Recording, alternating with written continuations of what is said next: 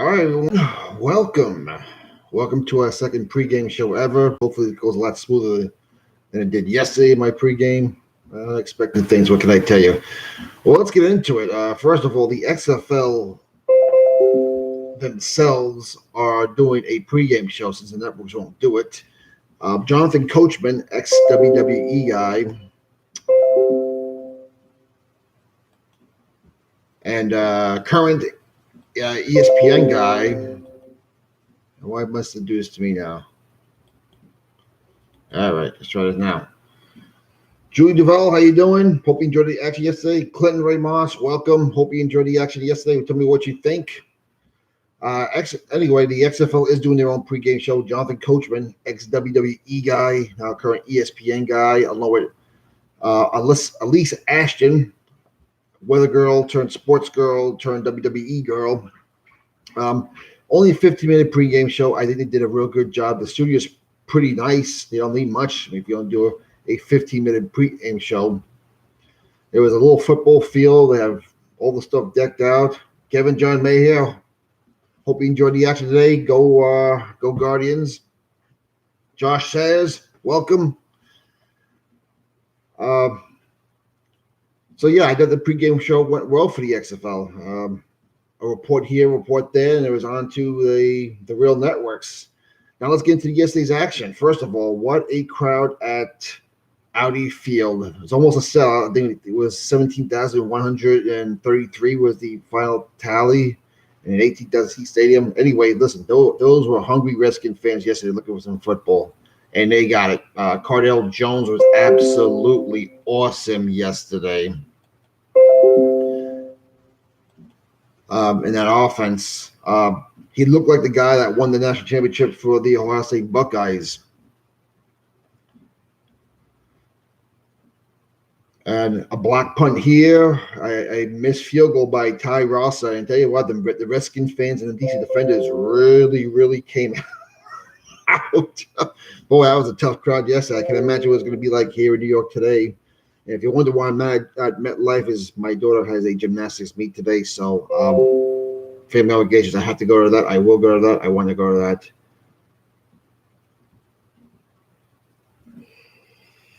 It's okay, Julie. You're not paid for this, but yes, go Guardians.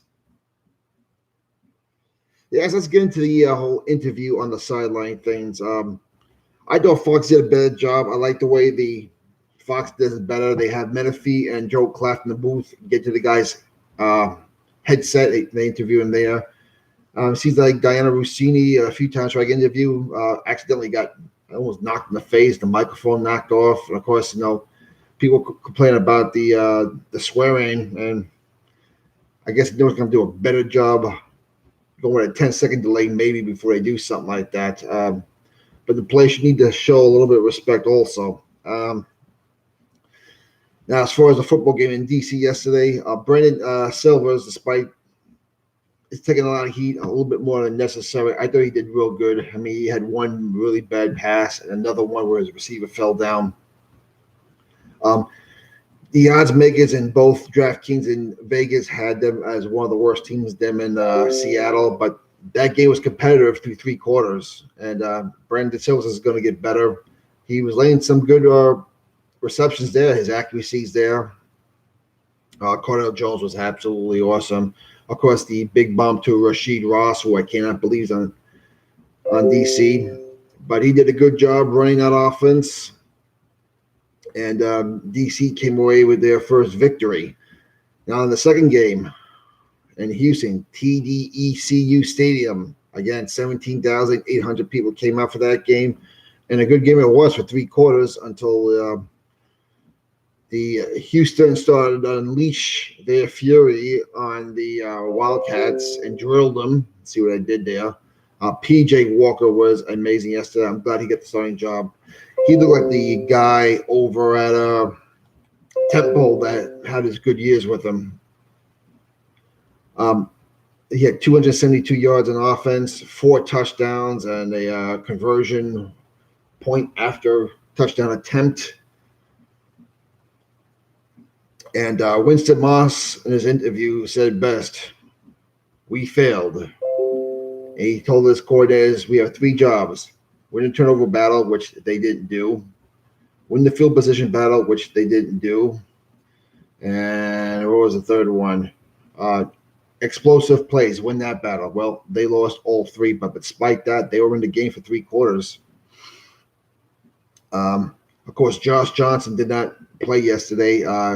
Charlie Kanoff of the Princeton Tigers took his place starting. And listen, for 3 quarters, he played well, considering he's only been there for 2 weeks, only had 5 total practices with them. He did as well as you can expect for a guy like that to do. John McClendon eventually did come in very late in the game after it looked like Canoff got hurt. It looked like he separated something, that's what he felt like. Hopefully, Josh Johnson is back next week in the home opener against the Dallas Renegades. I was looking forward to him. I just worried about John McClendon. He was there for the whole time, and yet they gave Canoff to start over him. So is he a slow learner? Is he not picking up fast? Or is the Princeton grad Canoff that smart? Now, today we have 2 games for you. My beloved Guardians are home at MetLife facing the Tampa Bay Vipers, who are by the odds makers the favorite to win it all this year. The over-under on them is 7.5 wins. And if you go to DraftKings, they will tell you they're number 2. Richard Cordova, welcome. And Tampa Bay second. But either way, those 2 teams according to them, are by far your most talented teams. Now, I have a hard time believing that because of the way we drafted players. We had phase drafting. Phase 1 was your skilled players. Phase 2 was your offensive linemen, and so on and so forth. So I can't see how one team would be a lot better than the other one. Yes, and both those games pretty much were even for 3 quarters, and I expect nothing less today. We're starting from a clean slate. These teams have nothing each other than what they saw in scrimmages, and as I told you yesterday, scrimmages, they're no different than NFL preseason games. They spend a lot of time playing their backups so they don't get hurt. But the play yesterday was awesome. Football was clean, not very many penalties. It was competitive. It was fun to watch. And more importantly, the quarterback play was good from all 4 quarterbacks for the most part. P.J. Walker and Cardale Jones obviously dominated. Good for them. They were very hyped up coming into this, especially Cardale Jones. But today we have Matt McGloin versus Aaron Murray in game 1. And in game 2, although Landry Jones has been activated, Phil Nelson is going to get the start for the Renegades. And, of course, Jordan Tamu is going to start for the St. Louis Battlehawks. Yesterday, I thought the referees did a good job controlling the game. Not very many penalties. The Skyview instant replay was awesome to see. It was like last year. You saw the Alliance of American Football League. Very transparent. I like that. You see what they're seeing. You see what they're saying. You see the communication. My only gripe yesterday on the coverage was, the sideline reporting was a little intrusive, which I was expecting, but this is week 1, game 1, 2. They're going to work out the bugs. They'll smooth it out. Players have to realize that this is a new league doing different things. That is all right. I'm not going to worry about it. And the other thing is we have to get Kurt Menefee to pronounce the word Houston Roughneck as Houston Roughneck, not Houston Renegade. I think twice yesterday he referred to the Roughnecks as the Renegades, not to the delight of the Houston fans. CX Tyler, no, I have season tickets, but because my daughter's gymnastics meet today, I am not going to the game. So I'm not, unfortunately, I sold my ticket to one of my Facebook group friends. He's going with his son. I will be going down to DC next week to see the Guardians and the Defenders. So I will be doing a few Facebook Live things down there for you guys. I'll also be doing a video on what's like to go to a game at Audi Field. My first time to Audi Field. So I am looking forward to that. And our next home game, February 29th against the LA Wildcats, I will do a video on what it's like to go to a game at MetLife. So I hope to get all the pregame festivities for those 2 games, do a walk around the stadium, see what's going on, see how people tailgate. Tailgating is a big thing for MetLife Stadium. DC, because it's downtown, an urban area, there's no parking, so there's really nowhere to tailgate. So I hope to deliver those 2 videos for you uh, this month. Now we're exactly 21 minutes away from the start of the coverage of the Guardians and Vipers on Fox. I'm not sure, I forgot who's broadcasting today. Menifee and Brock Heward did the game yesterday. Other than his calling the Roughnecks the Renegades, I thought those two guys did a real good job. Steve Levy was good as usual. I like Steve Levy very much. I really liked him whether he's a hockey guy or a football guy, a college football guy. He always does a good job. Of course, he was one of our guys here in New York for WFN Radio, so I was really impressed by that. Overall, I thought the football was good. The forecast for today, we're not going to have quite the beautiful weather we did yesterday in those two cities. Kickoff time at MetLife Stadium at 2:05 or 2:10 is going to be about 38 degrees and a chance of some snow flurries. Now, we've had some here this morning. Nothing, most of it did not stick. And for the Renegades and Battlehawks down in Globe Life Park in Dallas, game time temps are going to get 67 degrees and thunderstorms. So hopefully we do not have a delay in the action down in Dallas. Hopefully the weather cooperates. But we should have 2 more competitive games. I expect really most of these games are going to be competitive, like we saw in the Alliance last year. Debbie Hackett, hello, welcome, go Guardians.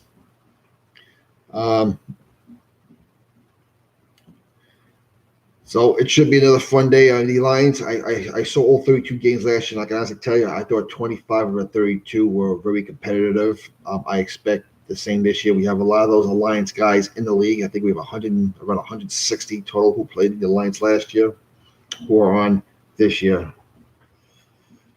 What's going to happen today, Julie? Well, I'm going with my Guardians. I mean, it might be a biased pick, but I have to be optimistic.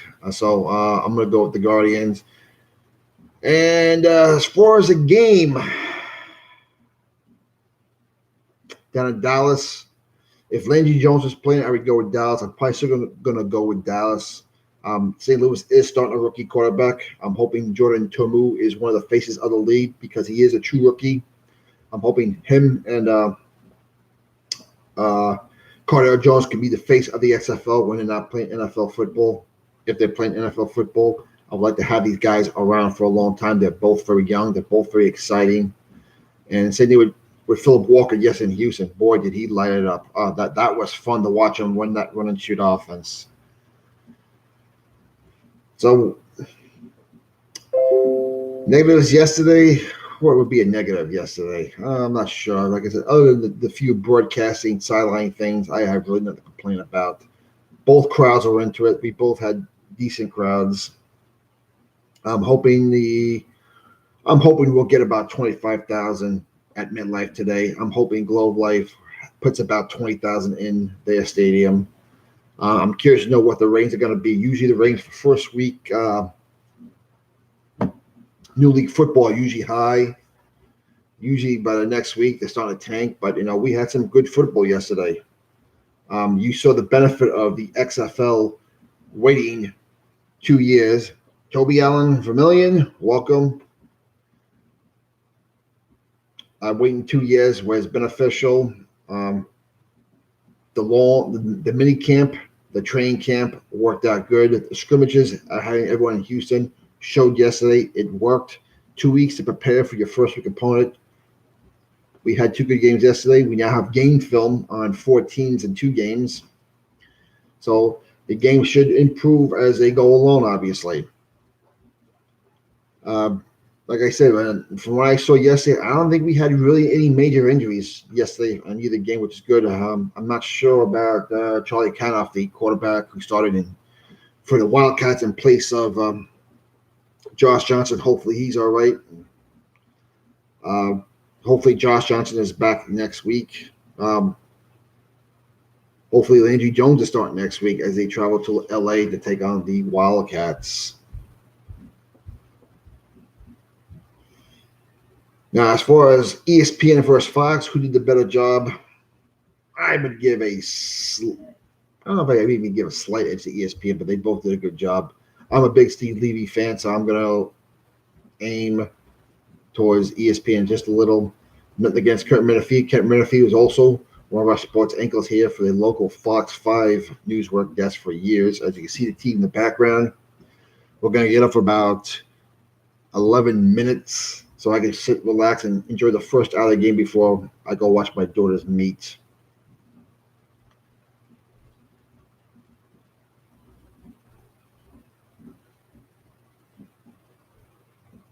So if you're still looking for tickets, plane tickets are still available. I'm sitting in section 126 at MetLife Stadium. I paid $125 for the year for 5 games. Listen, you can't even do that in most college teams. Pay that much for the lower bowl in the end zone. So I'm happy. I'm looking forward to it. To February 29th. I'm looking forward to today. How will Aaron Murray do? Aaron Murray, of course, was one of the great quarterbacks in the SEC. Did well for the Georgia Bulldogs. Never panned out in the NFL. Last year, we saw him in the alliance with the Atlanta Legends. He did not really do well, but, he didn't have much to work with either. That offensive line for the Atlanta Legends was absolutely terrible. Matt Sims did not fare much better last year either. Now, as far as the post-game conferences, Winston Moss, he's very animated. He's got the Miami Hurricane swagger. He's got that LA flair they like out there. He was his typical himself. June Jones was his typical self. Jim Zorn looked pretty much down the dumps yesterday. Cheer up, Zim. It's only week 1. It's only a 10-week season, but you'll be all right. And Pep Hamilton was Pep Hamilton. He is what you see, what you get with Pep Hamilton. I like Pep. His team did well yesterday. What were the most exciting plays of the game yesterday? Well, for me, the opening kickoff. Seeing the new rules of the kickoff, and I gotta say, it's pretty much a play from the line of scrimmage, except the kicker is kicking off from the 30-yard line down the other way. These guys being 5 yards apart and not having one gain all his momentum as the returner has a major disadvantage. As soon as he catches it, they all go. And it's pretty much almost like a play from the line of scrimmage. Who can develop the best holes? I was hoping we get a kickoff return yesterday. We didn't. We didn't get a punt return either. But we did see a lot of people go for it on 4th down because of the punt rules. I believe who made the mistake yesterday? Castillo of Houston. I kicked up the ball out of bounds. Of course, it goes to your opponent's 45-yard line, not your 45-yard line, your opponent's 45-yard line. But it was towards the end of the half.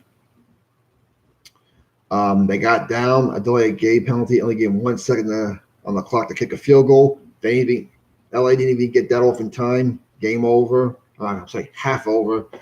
And Houston went in with a 1-point lead, if I remember right.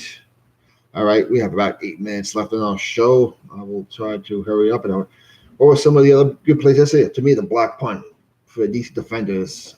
Ball was hiked at the 10-yard line. Elijah Campbell blocked at the goal line. Jonathan Celestin picked it up for a touchdown. That was a pretty good play. Cardell Jones or Rashid Wash in the end zone was awesome. Philip Walker, the 50-yard bomb, first drive of the game to Cam Phillips, was also pretty good.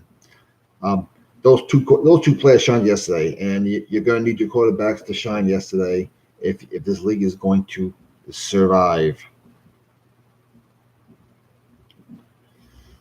I think the person who had the toughest day yesterday might have been Diana Rossini. I mean, you can see her. She's trying to get the interview. This guy scored a touchdown and actually starting the microphone to run back the other way. Again, this is something they got to work on. Overall, the coverage is pretty good. I'm impressed with the 15-minute pregame show that the XFL has put together. Hopefully, as the league expands, maybe they'll go to a half-hour show. They did a lot better job than I thought. I was nervous about having 2 WWE personalities because I know quite a few people complained, oh, we're going back to the gimmicks. No, listen, Jonathan Coachman had his ESPN skills on. Of course, it makes sense. He works for ESPN. ESPN in Bristol, Connecticut. WWE and XFL headquarters in Stamford, Connecticut. It's a short drive for both those people. So, and I just just got done watching the games again this morning. I saw I DVR'd both games. I saw the LA Houston game first, and I just got through the first half of Washington Seattle. I'll watch that later because I'm going to watch the first, hopefully, hour of the Vipers and Guardians.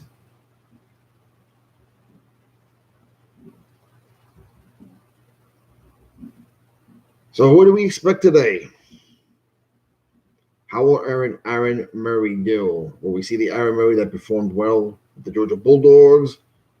He has a very huge offensive line down in Tampa. I don't think he's going to be running for his life like he did last year with the Legends. I expect him to do well. Matt McGloin, the offensive line is not where I like it to be for the Guardians. If you know Kevin Gilbride, he likes big guys. He likes big linemen. He likes tall, big receivers. And he likes powerful, bruising backs. Well, we have pretty much 2 or 3. The offensive line is not as big as I want because the Guardiola twins, which we drafted out of Alabama, failed their physicals. They were cut. On the defensive side, it should be interesting. I'm going to say I think my team's got the best defensive backs in the game. You're going to need it against Mark Trestman because he's going to put on his quiet air shoulder like he did in the CFL. He is a Matty Shockwave. How you doing today? Who are you going for today? Who's your team? What'd you like about yesterday, dude? Let us know. Who's going to win today? Let's see. Who's playing today? Game 1, 2 p.m. on the Fox Network, the main Fox Network. You're going to have Tampa Bay at New York facing my beloved Guardians. And at 5 p.m., you're going to have the game on ESPN, their first game. That game is going to be St. Louis at the Dallas Renegades. So those are your 2 games today at 2 and 5. We'll have 2 more next Saturday and 2 more Sunday. Looks like the same times from what I can see.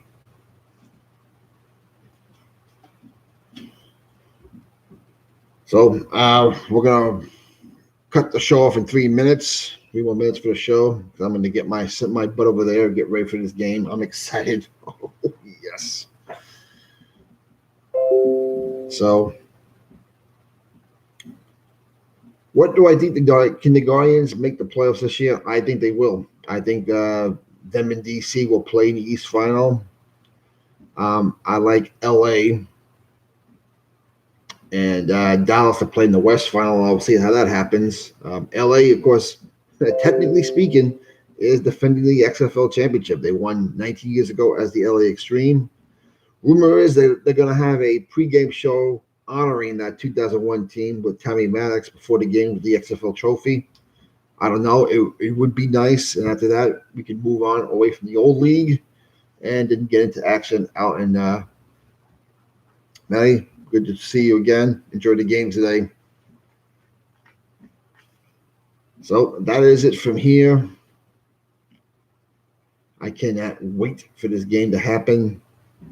I'm going to relax. By the way, both games are on Sirius XM radio. From what I know, the Vipers and Guardians do not have local radio contracts, and neither does Dallas, and I don't think St. Louis does either. So if you have XM radio, put on channel, I think it was at 80 or 83. The game should be there. It'll be on the ESPN, one of the ESPN channels on Sirius XM, and the Fox Sports channel on Sirius XM already. Matt Shockwave, thank you for subscribing to my channel. Keep your eyes open. Hit that for some updated videos. We'll do a couple videos tomorrow. Julie Duval, thanks for tuning in. Thank you. Go Guardians. I'm hoping my team wins today. And as we wrap it off in the next minute here, I think I gave my prediction yesterday. I think I had Dallas beating New York in the championship. Now, hopefully I'm wrong. Hopefully New York wins it all. Like I said, all these teams to me are evenly matched. We saw 2 evenly matched games yesterday, pretty much for 3 quarters. I believe we'll see nothing different today. Now, interesting note, I think New York did beat Tampa in the scrimmage. I think it was 29-15. But again, doesn't mean nothing anymore. All right, everyone, we're going to wrap it up here. Everyone, Brett Tiers, thank you for letting me be part of XFL, 100% XFL, the best overall XFL football site only on Facebook. He also has I think, a Twitter page, so check him out. And for the people at XFL Fan Zone, thank you for tuning in. Well, I'll be back with some pre-recorded videos on how the weekend went, and we'll talk to you next Saturday in Washington, D.C. at Audi Field, everyone. All right, everyone, take care. We'll talk to you later.